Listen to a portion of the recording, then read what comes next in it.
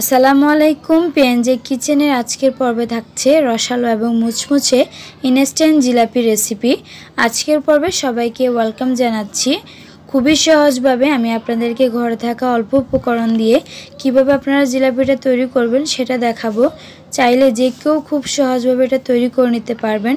আমার আজকের জিলাপিগুলো দোকান থেকে কিনা জিলাপির থেকে অনেক বেশি মজা, রসালো এবং স্বাস্থ্যকর। তো চলুন আমরা কথা না বাড়িয়ে মূল রেসিপিতে চলে যাই।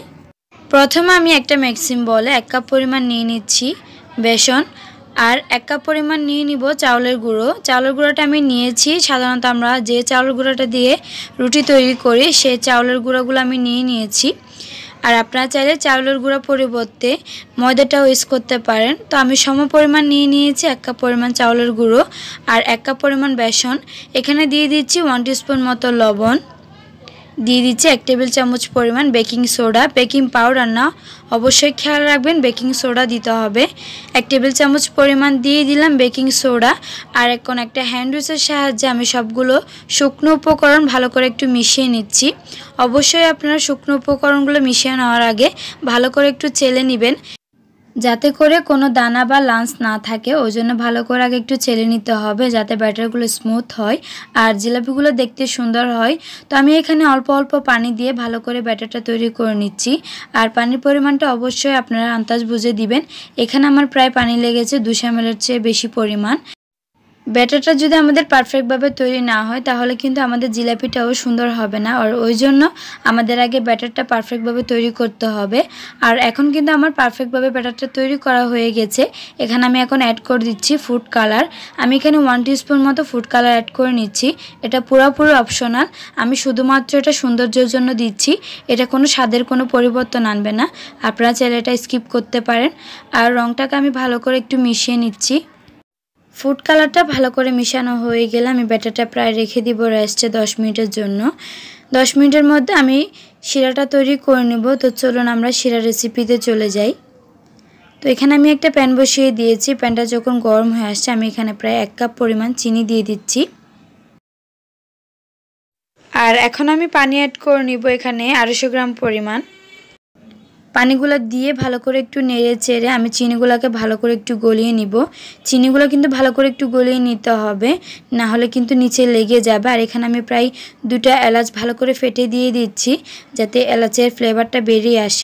শিরাটা হয়ে গেছে সেটা কিভাবে বুঝবেন? হাতে আপনি আঙ্গুলে একটু চাপ দিয়ে দেখবেন যে আপনার আঙ্গুলে শিরাগুলো লেগে যাচ্ছে কিনা। যখন আঠালোর মতো লেগে যাবে তখন আপনার বুঝে নিতে হবে যে আপনার শিরাটাও হয়ে গেছে। আর এখন আমার শিরাটা তৈরি করা হয়ে গেছে। আমি এর মধ্যে 1 টুকরো পরিমাণ লেবু রস দিয়ে দিচ্ছি, যাতে শিরাগুলো ঠান্ডা হওয়ার পরও শক্ত হয়ে না যায়। লেবুর রসটা কিন্তু অবশ্যই দিতে হবে, না হলে কিন্তু আপনার শিরাগুলো ঠান্ডা হওয়ার পর অনেক শক্ত হয়ে যাবে, তখন আপনি জিলাপিগুলো কিন্তু শিরার মধ্যে দিতে পারবেন না। আর এই জন্য অবশ্যই কিন্তু আপনারা লেবুর রসটা ইউজ করবেন। 10 মিনিট পর ব্যাটারটা কিন্তু এখন পারফেক্টভাবে তৈরি হয়ে গেছে জিলাপি তৈরি করার জন্য। আর জিলাপি তৈরি করার জন্য আমি এরকম একটা বোতল নিয়ে নিয়েছি, এটা হচ্ছে সসের বোতল। আপনারা চাইলে পানির বোতলে কিন্তু জিলাপিটা তৈরি করে নিতে পারেন। আর এর জন্য আপনাদের বোতলের ঢাকনা কিন্তু একটা ছিদ্র করে নিতে হবে গোল করে। আপনারা চাইলে বোতল দিয়েও খুব সহজভাবে জিলাপিটা তৈরি করে নিতে পারবেন। আর এখন আমি চুলায় তেল বসিয়ে দিয়েছি পরিমাণ মতো। আর আমি এখন আমার মতো করে জিলাপির শেপটা তৈরি করে নিচ্ছি। পারফেক্টভাবে তো দোকানের মতো জিলাপির শেপটা দিতে পারবো না, তো আমি আমার মতো করে জিলাপির শেপটা দিয়ে দিচ্ছি। চাইলে আপনারাও খুব সহজভাবে জিলাপির প্যাচটা দিয়ে দিতে পারবেন। জিলাপি তৈরি করার সময় অবশ্যই আপনাদের খেয়াল রাখতে হবে বেকিং সোডাটা ইউজ করবেন, বেকিং পাউডারটা না। বেকিং পাউডারটা দিলে জিলাপিটা ফুলবে কিন্তু মুচমুচে হবে না। আর এর জন্য অবশ্যই কিন্তু বেকিং সোডাটা ইউজ করবেন। আর আমি যে শিরাটা তৈরি করেছি জিলাপির জন্য সেটা আমি চুলা থেকে নামিয়ে রেখে দিয়েছি এক পাশ করে। যেহেতু আমি এখানে লেবু রস মিশিয়েছি তাই এতে কোনো লেবুর টক বা লেবু গন্ধ থাকবে না। আর এটা কিন্তু কোনোভাবেই শক্ত হবে না, যেহেতু আমি এখানে লেবু রস ইউজ করেছি। আর অবশ্যই আপনারা লেবু রসটা ইউজ করার চেষ্টা করবেন। আর আমি যেহেতু জিলাপিতে রং ব্যবহার করেছি তাই জিলাপিটা হয়েছে কিনা সেটা বোঝা মুশকিল। আর এই জন্য এরকম একটা চামচ দিয়ে একটু ভালো করে উল্টিয়ে পাল্টিয়ে দিলে যখন টক টক আওয়াজ শুনবেন তখন বুঝে নেবেন যে আমাদের জিলাপিগুলো তৈরি করা হয়ে গেছে। আর এখন আমি এটা চুলা থেকে তেলগুলো ভালো করে ঝরিয়ে আমি শিরার মধ্যে দিয়ে দিব। জিলাপিগুলো যখন শিরাতে দিয়ে দিব খুব বেশি সময় নিয়ে জিলাপিগুলো রাখা যাবে না। ভালো করে চেপে একটু শিরাগুলো জিলাপির ভিতর ঢুকিয়ে নিয়ে তাড়াতাড়ি উঠিয়ে নিতে হবে একটা প্লেটে। তো আমি শিরাগুলো ভালো করে একটু ঝরিয়ে তারপর উঠিয়ে নিচ্ছি প্লেটে। এভাবে করে আমি আমার যে ব্যাটারগুলো আছে সবগুলো দিয়ে আমি জিলাপিগুলো তৈরি করে নিব। আর আমি এভাবে করে আমার অন্য যে ব্যাটারগুলো আছে সবগুলো আমি দিয়ে জিলাপি তৈরি করে নিব। আমি আমার মতো প্যাঁচ দিয়ে জিলাপিগুলো তৈরি করে নিচ্ছি। আপনারা আমার রেসিপিটা দেখে আপনাদের মতো প্যাঁচ দিয়ে জিলাপিগুলো তৈরি করে নেবেন। চাইলে খুব সহজভাবে কিন্তু তৈরি করে নিতে পারবেন। যারা জিলাপি বানাতে ভয় পান অবশ্যই আমার ভিডিওটি দেখে একবার জিলাপি তৈরি করবেন।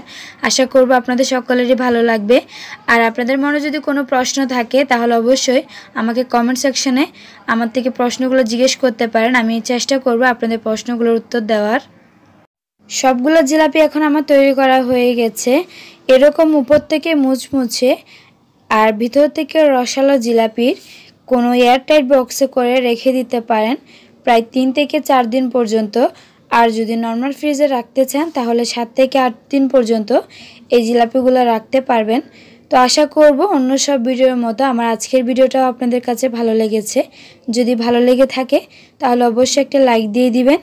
আর ফ্রেন্ডস অ্যান্ড ফ্যামিলির সাথে কিন্তু শেয়ার করতে ভুলবেন না। আর যারা আমার চ্যানেলটি সাবস্ক্রাইব করেছেন তাদেরকে অসংখ্য ধন্যবাদ। যারা এখনও পর্যন্ত সাবস্ক্রাইব করেননি আশা রাখবো সাবস্ক্রাইব করে পাশে থাকা বেল আইকনটি বাজিয়ে দিবেন, যাতে করে আমি যে কোনো ভিডিও আপলোড দিলে খুব সহজে আপনাদের কাছে নোটিফিকেশনগুলি পৌঁছে যায়। আজকে পর্যন্ত সবাই ভালো থাকবেন, সুস্থ থাকবেন। আল্লাহ হাফেজ।